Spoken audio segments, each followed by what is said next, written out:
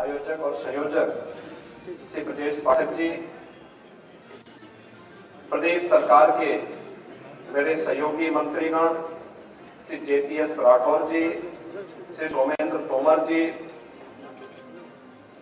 पूर्व मंत्री और माननीय विधायक श्री आशुतोष टंडन जी, श्री योगेश शुक्ला जी, जम्बरीश पुष्कर जी, श्रीमती जय देवी जी, महापौर श्रीमती संयुक्ता भाटिया जी, विधान परिषद के माननीय सदस्यगण श्री मुकेश शर्मा जी, रामचंद्र प्रधान जी, अवनीश कुमार सिंह जी, उमेश द्विवेदी जी, गोविंद नारायण शुक्ला जी, पवन सिंह चौहान जी, मोहसिन रजा जी, आज के इस कार्यक्रम में उपस्थित श्रद्धेय अटल जी के प्रति श्रद्धा का भाव रखने वाले लखनऊ के आप सभी सुधीजन, उपस्थित भाइयों बहनों, पूर्व संध्या पर श्रद्धेय अटल जी को देश और दुनिया में भारत को गौरव की अनुभूति कराने के लिए दिए गए योगदान का स्मरण करते हुए मैं प्रदेश शासन की ओर से और उत्तर प्रदेश की जनता की ओर से नमन करते हुए विनम्र श्रद्धांजलि अर्पित करता हूं। यह हम सबका सौभाग्य है कि श्रद्धेय अटल जी के पूर्वज उत्तर प्रदेश की धरती से ही मध्य प्रदेश की धरती में गए थे। उनकी पैतृक भूमि बटेश्वर आज के उत्तर प्रदेश में, जहां पर पर्यटन विकास के अनेक कार्यक्रमों को लेकर के सरकार कार्य कर रही है और उत्तर प्रदेश को ही उन्होंने अपनी कर्म साधना की भूमि बनाया। एक पत्रकार के रूप में, एक लेखक के रूप में, एक साहित्यकार के रूप में, एक जनप्रतिनिधि के रूप में और एक प्रधानमंत्री के रूप में भी। और लखनऊ का यह सौभाग्य है कि लखनऊ से 5 बार सांसद के रूप में देश की संसद में प्रतिनिधित्व करने के साथ ही 3 बार देश के प्रधानमंत्री का दायित्व भी श्रद्धेय अटल जी ने निर्वहन किया। लेकिन अटल जी वास्तव में भारतीय राजनीति के एक अपराजेय योद्धा थे, जिन्होंने कभी जीवन में सम और विषम परिस्थिति में मानवीय मूल्यों, आदर्शों और मानवीय संवेदनाओं को कभी छोड़ा नहीं, उन्हें हमेशा महत्व दिया। यही कारण है कि जहां एक और राजनीति में 6 दशक तक लगातार मूल्यों और सिद्धांतों की राजनीति पर विश्वास करते हुए पूरे देश के अंदर जब भारतीय जनता पार्टी या भारतीय जनसंघ के बारे में इतना ज्यादा विस्तार नहीं था, जब कोई सोचता भी नहीं था कि भारतीय जनता पार्टी की सरकारें आएंगी या भारतीय जनसंघ सत्ता की सीढ़ियों को भी चूमते हुए आगे बढ़ेगा, तब भी श्रद्धेय अटल जी की लोकप्रियता उतनी ही थी जितनी लोकप्रियता उन्हें शीर्ष पदों पर चढ़ते समय देखने को मिली। अटल जी चाहे सामाजिक पदाधिकारी के रूप में भारतीय जनसंघ या भारतीय जनता पार्टी के अध्यक्ष के रूप में रहे हो, एक सांसद के रूप में रहे हो, मंत्री के रूप में रहे हो, जनता पार्टी की सरकार के समय या फिर प्रधानमंत्री के रूप में, मूल्यों और सिद्धांतों के साथ उन्होंने सदैव कार्य किया और इस बात को सदैव कहते थे कि मूल्यविहीन राजनीति मौत का फंदा है। वे दूसरों पर नहीं बोलते, स्वयं से बोलते थे और उस पर सदैव उन्होंने उसके रूप आचरण भी किया, उसके रूप में चले भी, ढले भी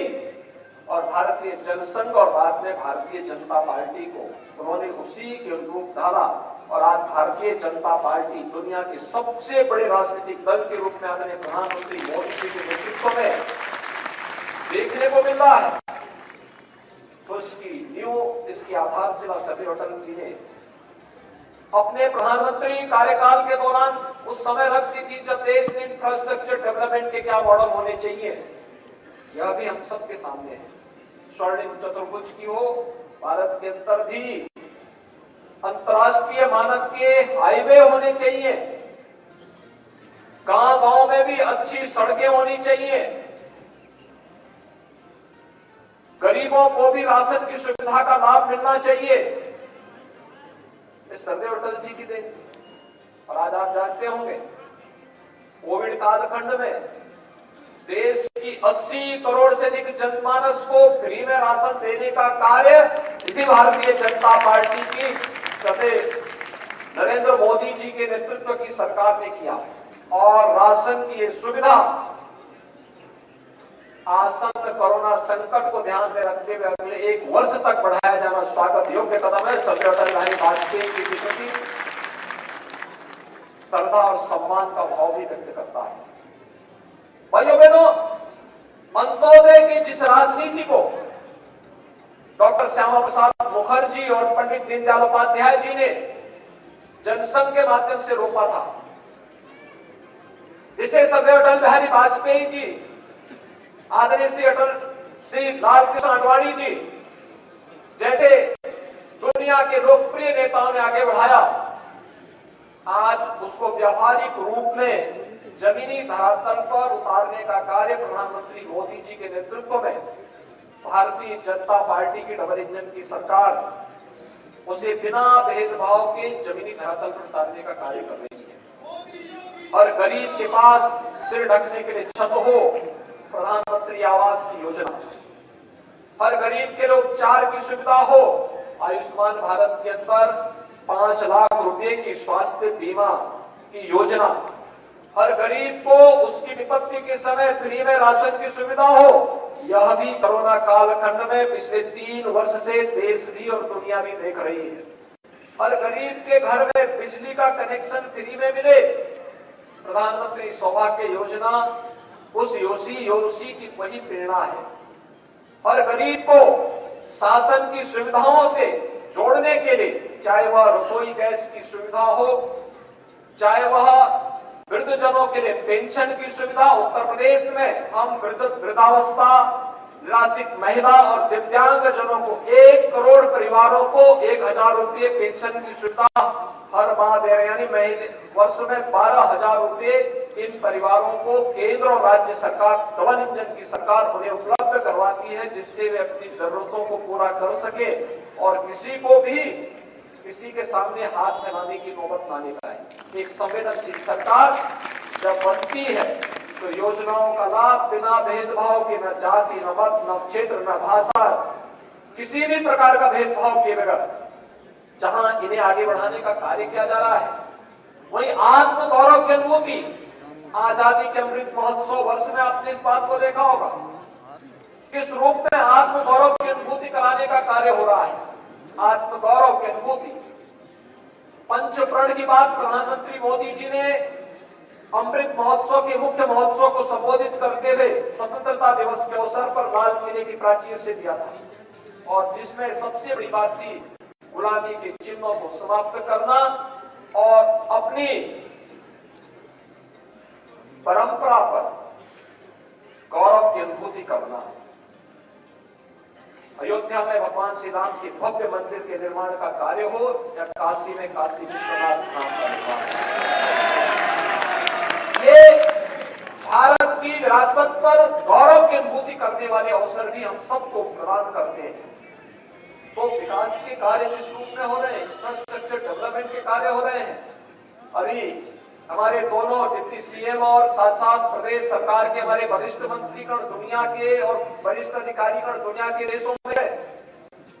आज दुनिया के देशों में भारत के बारे में कितनी अच्छी धारणा है। उत्तर प्रदेश के बारे में लोगों की धारणाएं बदली हैं। ये सभी एक साथ, यानी एक सप्ताह का केवल विजिट था और एक सप्ताह के इस विजिट में हमारे सभी दोनों डिप्टी सीएम और सभी मंत्रीगण दुनिया के जिन 16 देशों में गए, एक झटके में 7.25 लाख करोड़ रुपए के निवेश के प्रस्ताव लेकर आ गए। आप सोचिए 7.25 लाख करोड़ रुपए कभी उत्तर प्रदेश में निवेश नहीं हुआ। आदरणीय अटल जी की प्रेरणा है विकास, नौजवानों के लिए रोजगार, हर एक के जीवन में परिवर्तन करने का ये कार्य, विकास की आंधी में कहीं भी हम रुकने न पाए, कहीं भी छूटने न पाए, उत्तर प्रदेश को उसका गौरव प्रदान कर रहा है। और ये लखनऊ का सौभाग्य है कि सदैव अटल बिहारी वाजपेयी जी ने लखनऊ के माध्यम से देश का नेतृत्व दिया। प्रतिनिधित्व लखनऊ का था, लेकिन नेतृत्व पूरे देश का था और यह अटल जी के ही माध्यम से लखनऊ को एक गौरव प्राप्त हुआ था। आज हम सबका सौभाग्य है अटल जी की परंपरा को सदैव लाल जी टंडन जी ने एक लंबे समय तक आगे बढ़ाया। आज वे हमारे बीच में नहीं है, मैं उन्हें विनम्र श्रद्धांजलि अर्पित करता हूं। लेकिन टंडन जी की इस परंपरा को, सदैव अटल जी के इस गौरव को, ये कन्वेंशन सेंटर अटल जी के निधि से बनाया गया और इसको निर्माणकर्ता के रूप में, संयोजक के रूप में स्वर्गीय टंडन जी ने ही अपनी भूमिका का उस समय निर्वहन किया था।